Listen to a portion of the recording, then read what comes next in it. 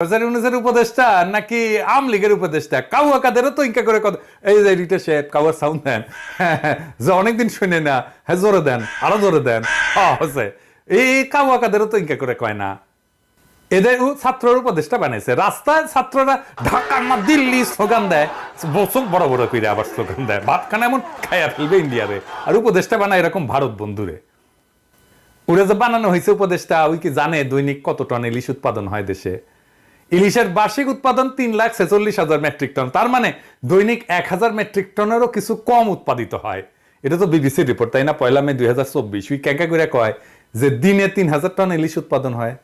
হাসিনার মন্ত্রীগুলো ছিল মূর্খ, আর প্রফেসর ইউনূসের মন্ত্রীগুলো হয়েছে হাম্বাগ। হাম্বাগ মানে জানেন তো, ভাবেই আম্বিয়া, মানে ভাব দেখায় যে উয়ে বেশি একেবারে যাই না, একেবারে আকাশে উঠে গেছে, ওই আর কেউ কিছু জানে না। হ্যাঁ, আর সবাই তেজপাতা, ওরা একাই জানে, ওই একাই বুঝে। হ্যাঁ,